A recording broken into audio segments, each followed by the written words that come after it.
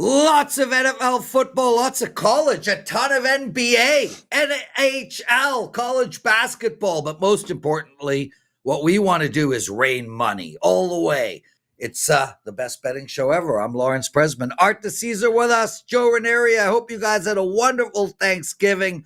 We are on a 2-0 parlay of the day run, Art. How incredible is that? 6-1, 5-1 payoffs. We won our last one. We got our next one coming up. How you doing, brother? Good, man. Happy to be here. Busy sports day. Really good, underrated sports day. Yeah, Joe Raineri cashed our parlay. Thanks to you, dude. You were the MVP with that third leg. Yes. Well, they won. That's all that matters, right? That we all end up getting it done. That's 6-0 now in our last two parlays of the day. That's crazy. Art, we're going to talk about where the money is going on today's NFL game, but we're going to leave that for the Bears-Eagles section of the show. Let's focus on the 49ers and Browns and the Bills and the Steelers. The Bills and the Steelers, a very sexy game, especially with Baltimore losing yesterday. The Browns and the 49ers, I'm going to be in play on that game, so I'm curious to hear what you have to say. The mic is yours. So we're currently Niners -5, but we were as high as 6.5. Took sharp money on Cleveland at 6.5. That total has really come down. 39.5 on our opener. We're now 35.5. So a big move to the under there. Big move. Bills Steelers. We were 3.5 on the opener. Took some Steeler money, not necessarily sharp money, but we're now Bills -3, -116. We also took under money on that game, 47.5 to 45.5. That was just us moving with the market on that game. So out of those two games, the biggest sharp move is Cleveland on the point spread. Starting to be that time of year, Art, where weather becomes a concern. I think we got weather issues in those two games and a few of them here, but it looks like Pittsburgh especially. Yeah, I mean, this is it, right? When you're playing in the Midwest outside of a dome, you're playing on the East Coast. There's going to be a lot of weather. You're going to see a lot of totals get bet down 4, 5, 6 points. I mean, it's just what we're going to be dealing with week in and week out. And the guys who come in early and get some of these best numbers, they're able to even bet back. Once you get to Sunday morning, they could look for 5, 6 point middles on some of these games. All right, I want to stay with you on the 49ers game for a second. What's fascinating to me is we kind of have like a paradoxical line move in a sense where you're getting money on Cleveland and you're getting money on the under. And I feel like that doesn't work in the sense that we've gone down to how many points do these people think Cleveland is going to score if this has dropped all the way down to 35? Surely San Fran is the team that's going to be putting up the points here.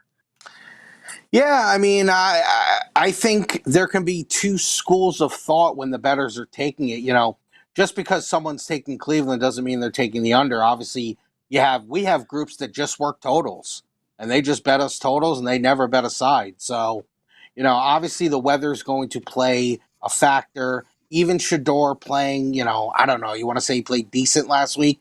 That's still going to be a factor because now people are thinking, despite being at home, he's playing a real team. So, you know, Cleveland might not be putting up a lot of points this week. So that's a fascinating game. I was shocked by the early Brown money, but, you know, I mean, the sharps sometimes tell us if our lines are wrong. All right, so we got equally as many big games coming up.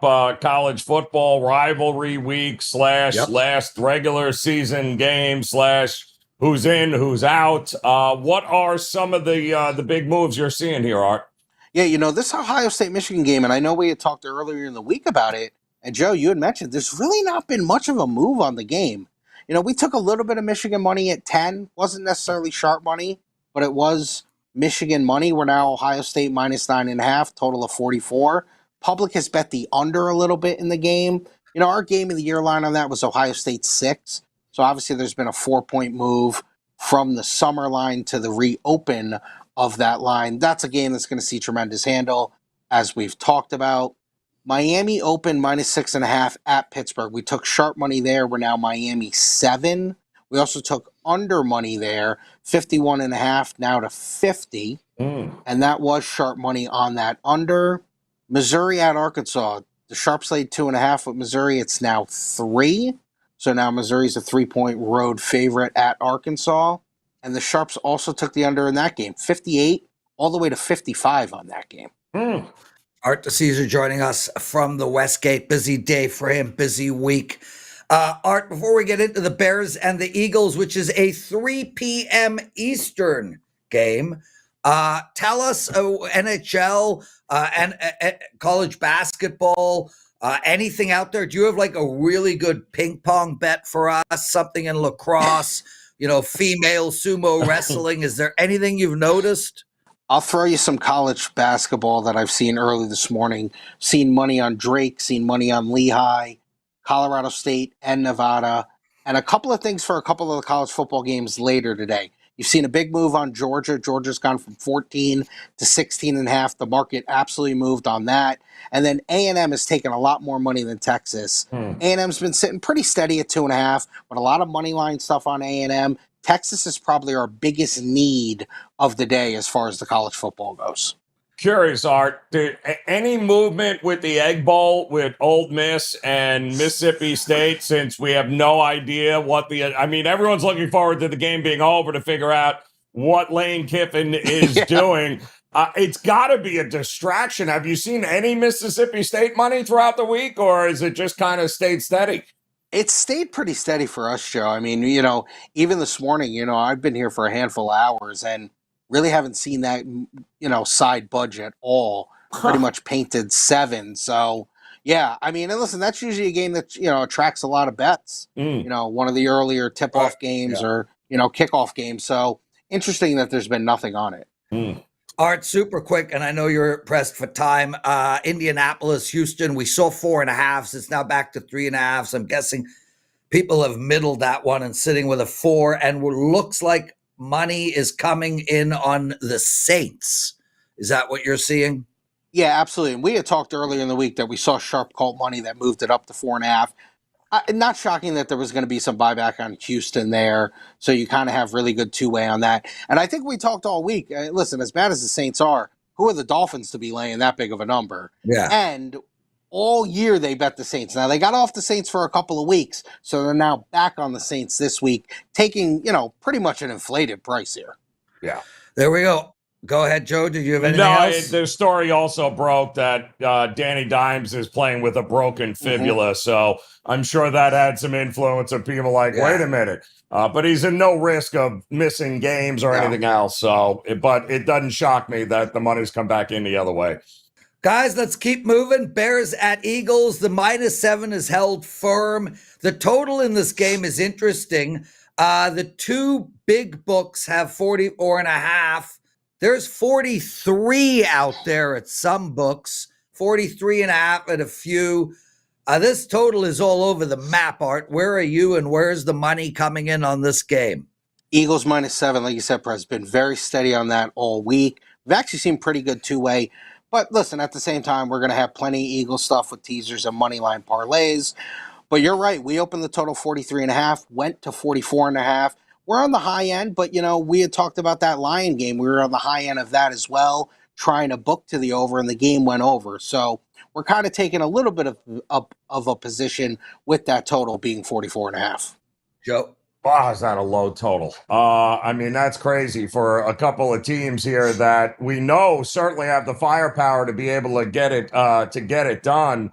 But my goodness, 44.5 down to 43, and it's still holding steady at 7. Art, do we think could be any sort of Chicago money coming in late here, maybe coming off the key number of 7? It could. I know for us, we could just say maybe we'll play with the juice a little bit. I don't know if we'll budge off the 7 because it's been 7 all week, and we haven't had anyone that we respect that really wants to take a position on Philly or Chicago to move us off of that. So we can kind of just say, hey, now it's even, now it's -116. Just kind of do that. That's probably how we'll approach this over the next, 3 or so hours before kickoff. Well, guys, I got to ask you this. We need to give out some bets on that game. So, Art, what would you bet on this game? It's a great question. I think, honestly, I would look to the over. I think there's going to be points. Joseph? Yeah, I agree. I think it's artificially low here. I think certainly all the confidence in the world right now with this Chicago team, and they're a little banged up, this defense here now of the Eagles. So it would not shock me if we got more points. I think maybe all the value could be in that total. Yeah, so, I'll tell you my favorite bet right now. Firstly, both team totals to the over. Philadelphia 27.5 and Chicago 17.5. And that's really the best bet on the board from my perspective is the Chicago over 17.5. That feels like an extremely low number to me. Anybody? I agree. There we go. Yep, I agree. Too low. Art, it's time for our parlay of the day. This is an NFL parlay, so don't put the Oilers in it, okay? Yeah, thanks. Go ahead, Prez. Guys, we've cashed 2 parlays of the day in a row. Let's go for our third. Art, leg 1. Leg 1, I'm going to go to Monday night. Give me the Giants plus 7.5. Joseph? This is going to be tough here. I'm going to go with the New York Knicks to get it done here today. A little NBA Cup action at home. It's NFL, genius. I was just waiting to see if you were going to do that. I was just waiting for him, Art. I was just waiting to see if he would figure it out. All right.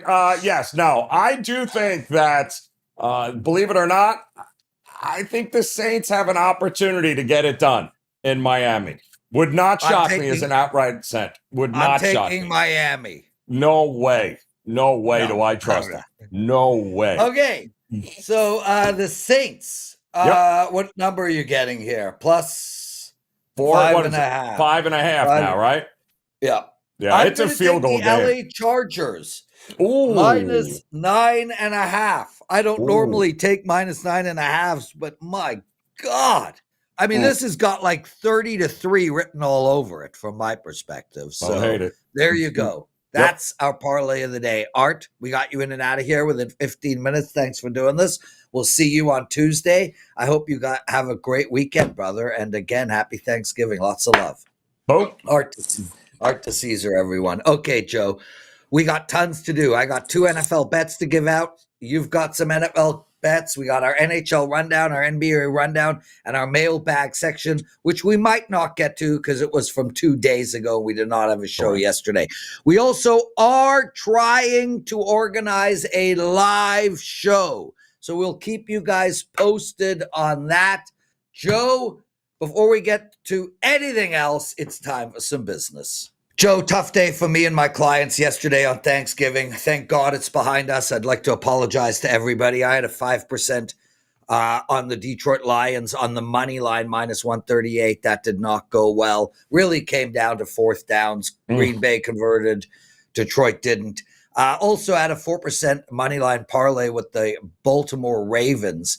And I got to tell you, Joe, that game frustrated me to no end. Just really, really horrible amount of bad luck in that game. Strange turnover by Lamar on the 2-yard line. Kind of felt like he just threw it up in the air for no reason. 2 of the worst pass interference calls I've ever seen in my life. And there's no hyperbole. The touchdown by Baltimore was turned back on a made-up pass interference call, and the 4th and 2 conversion by Cincy that iced the game was a made-up pass interference call. So I was very frustrated yesterday. But with that said, it's just a day, bro. We're having a good week. I'm 8-2 in my last 10 NBA games. I'm 15-4 in my last 19 NHL 3% plays, which are like most of my NHL plays.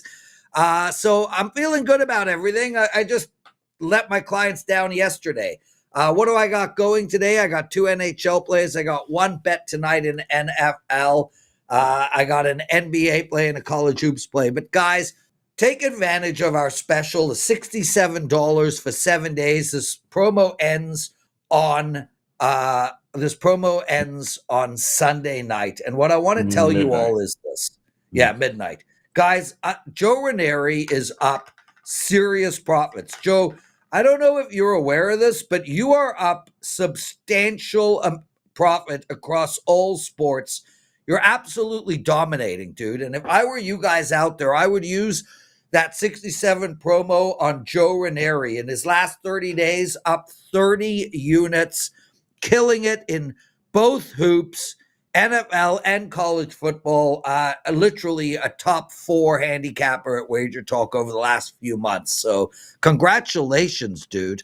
I'm basically using my time to promote you. I'm telling you. Well, and take advantage of the deal, though. For 7 days, $67. I mean, that's the way to go, Prez. All sports. And now would be a good time since I do have a 5% play coming up in college football tomorrow and one in the NFL on Sunday. So now would be the time to jump on in because it includes all 5% best bets as well. So. Yeah, and guys, like I was saying, I mean, Joe is the number 4 most profitable handicapper in the last 30 days. Also the number 4 most profitable handicapper this calendar year. So really take advantage of that. We're lucky to have the man with us, that's for sure. Okay, so there you go, Joe. I gave you about as much love as I could give you. I probably jinxed your entire weekend. Correct. And I am going 11-0. Perfect. It's time.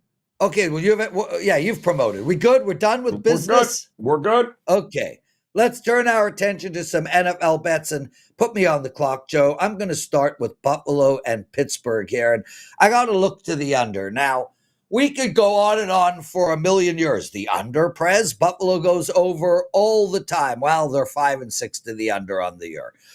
They put up 19 points against Houston last week, and something does look wrong with their offense. On top of that, Joe, they are missing two tackles, which is a big deal, especially against a Pittsburgh team with their edge rushing and Mr. Watt. This Pittsburgh team, look, they put up 28 against Chicago, 34 against Cincinnati, and they're scoring. With that said, the weather is going to be atrocious. This is a handicap that is based on weather. 46 is the total. Come on. It is going to be a shit day in Pittsburgh. I don't think they get anywhere near this total. Take under 46 in the Pittsburgh-Buffalo game. Now, the next bet is as straightforward as it gets. Minnesota heading to Seattle. You can get Minnesota's team total under 14.5 at -122. 14.5 feels like a low number. How can a team not go over 14.5? Easily. Firstly, they're playing Seattle, and Seattle's defense is freaking lights out. They held Washington to 14, Houston to 19, Jacksonville to 12, New Orleans to 13. So already 3 times this year, they have held teams to under 14.5. On top of that, they are going to run the ball and play possession football, which will limit Minnesota's chances. Furthermore, Minnesota has a quarterback that, well, I don't even remember his name. Lastly, Minnesota only put up 6 last week, 17 the week before, and 19 the week before that, and that was without a rookie quarterback that no one's ever heard of. Bottom line here, team total, Minnesota under 14.5. Joe, what's yours? Oh, I kind of like that one there, Prez. I like that a lot. All right, I am going to go with just the gross of grossness here, and it's going to start with number 1. I'm taking the Tennessee Titans plus the points at home against the Jacksonville Jaguars here. Divisional matchup. Yes, I get it. Everyone looks at the Titans and says, "Oh, this team is just gross. How do you bet on them?" Well, this is the classic of all classic traps, right? Let's not forget, they may not be winning games, the Titans, but now they're 3 for 3 in their last 3 games in covering them. They lost both meetings against the Jags last year, but by only 1 possession, and they had a much worse quarterback under center. They haven't won a home game yet. They're going to be motivated here in front of the home fans. And this is also the Jags' 4th road game in 5 weeks. This is also what appears to be one of their first outdoor road games in over 2 months. I think Tennessee, certainly defensively, has gotten a little bit healthier, a little more competitive, and I can't trust a quarterback to lay a touchdown or more or expect him to win by more than a touchdown if he can't figure out who and the hell he is throwing the ball to. And I mentioned the other one, which is gross. But you heard Art say, all of a sudden, New Orleans is starting to get some love, and I get it. Why not? The Miami Dolphins should not be a near, 6-7 point favorite against anybody, even at home, even coming off of their bye week here after a game overseas against Washington. Yeah. I'm not buying it. I definitely think the Saints, and this is the perfect spot because we've been telling you all week, it's the perfect spot. This is exactly where the Saints, anybody who had the Saints last week, will come back and fade them automatically here, and this is the game they'll win, and this is the game Miami will lose. I have this game as a field goal. I think it's a 3-point game, and that is it here. So I'll take the extra 2.5 points, Prez, and I'll back the New Orleans Saints. Joe, we got a million NHL games on tap. Let's start with Tampa Bay going into Detroit. I like Tampa Bay here, Joe. It's minus 125. Take them on the money line. The Rangers are the play, minus 135 against Boston. I like Minnesota. I know Colorado doesn't lose hockey games. I get it. Minnesota is plus 170 at home. I think there's a lot of value there. Florida in regulation against the worst team in the league, maybe the second worst behind Nashville. I like New Jersey, Joe, at plus 105 against Buffalo.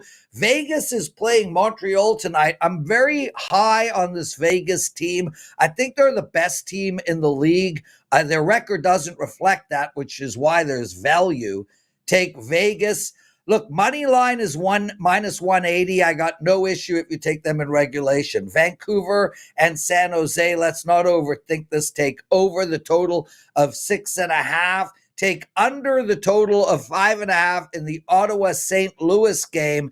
Take Anaheim as a small dog, plus 110 against the LA Kings. I like the New York Islanders here, Joe, minus 140 against Philadelphia. I think it's a bad spot for Philly, and I think the New York Islanders are a better team than we suspected. Washington playing Toronto, 6.5. Take the under. That's one of my favorite plays. Winnipeg and Calgary are playing against Winnipeg and Carolina are playing against each other. I like under 6.5 in that game. Pittsburgh and Columbus. I like Columbus minus 134. I like Chicago minus 110 against Nashville, and I like Dallas minus 135 against Utah. My favorite play of the group is the under in the Toronto-Washington game. Joe, NBA is all yours. Do you ever think you'd be saying as many rundowns as you did that you like the Chicago Blackhawks this year, Prez? Did you ever see yourself saying that as many times as you have in these rundowns? No, but you know what, dude? This team is playing good, yep. And tonight they get Nashville's a total mess. Like, yes. The interesting thing about Nashville is this team is there's going to be a fire sale in Nashville. Happened last year. Could see Stamkos gone, Riley gone. I could see their goalie being traded. Yep. I mean, it is time to completely revamp that roster. It is a very poorly built hockey team, a team that might have done very well in the late 70s. Right. But not a team that does well in this day and age. No. Finally, the Blackhawks might be getting it together here. They certainly have enough young talent. That's for sure there.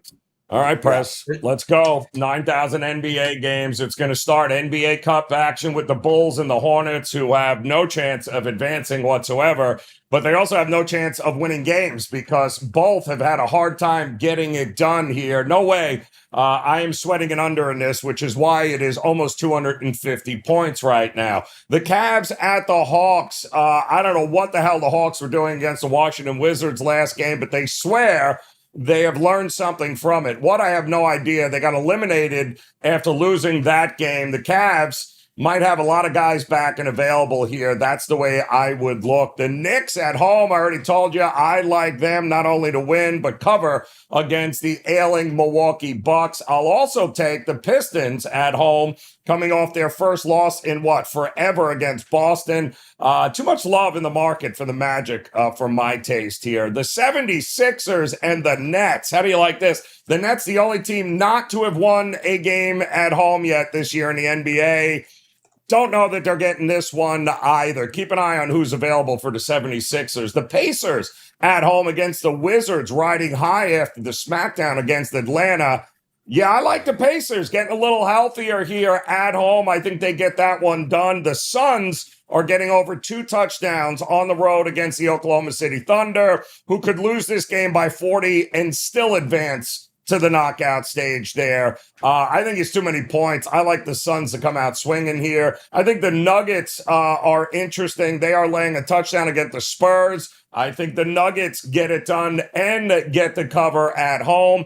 The Kings and Jazz, just bet the over now before it gets any higher. It's at 242. That game will go over. The Lakers, my goodness, Anthony Davis back for the Mavericks. Who cares? Give me the Lakers. And the Grizz are going to upset the Clippers because, well, the Clippers are the Clippers and they suck again. So there you go, Press. That's your NBA rundown. They certainly do suck. And when you say again, that's an interesting term when using sucking and the LA Clippers. Yep. When have they not sucked? Well, they had a few years there that they were good. They just always threw up in the second round of the playoffs, or somebody got hurt. But they've been legit. I was thinking to myself about the Clippers because I was on the Lakers big bet, I think on Tuesday night against the Clip. And I was thinking to myself, if you're walking down like the hallowed halls of, the Clippers stadium arena, and you look at all the pictures of their superstars lying down the walls, who's there? Yeah. Well, original, the one that's going to retire a Clipper. Brent? Yeah, right, exactly. Yeah, it's going to be Chris Paul, I think, is going to be a lonely rafter there. Right. That's for sure. Exactly. Like I could not come up with 2 guys because Elton Brand does not count. No. If you're hanging his jersey up in the rafters, your franchise is a disaster. Correct. Chris Paul, okay, but I mean, do you really consider him a Clipper? Well, he spent most of his quality years, I think, there, right? So, I mean, he's on the team now. And then they had that overrated guy with the Nikki Glazer. Roasted him. It was so good. She's like, well, I can't remember his name. It's like, you look like a black man who came out and they ran out of black ink. Yeah. What was his name? Blake Griffin, I think, right? Yeah, that was Blake Griffin, yes. Yeah. Yep. And by the way, that was Nikki Glazer who said that in a roast, not me. She's like, and it was a great line. You look like a black guy who came out of a printer and the printer ran out of ink. Yep. Anyway. Blake Griffin, Chris Paul. I mean, my God, what a franchise. Oh, that's correct. Lord. Not a lot. Anyway, World Be Free. I mean, you can go back like but nobody that was Ron Artest, right? Back in the day too, as well. Yeah, but he wasn't. DeAndre, right? Yeah, they had a couple of guys. They were good for a couple of years, but they just couldn't get over the hump. They were always missing that one player to be able to get it done in each position. Correct. One player in each position is what they were missing. Great show, Joe. Boom. Lots of love, everybody. Hit that like button. Subscribe to our channel. Make sure to follow us. Thank you all. We'll see you guys Monday. And that's about it. Enzo live on Sunday. Check us out. Boom.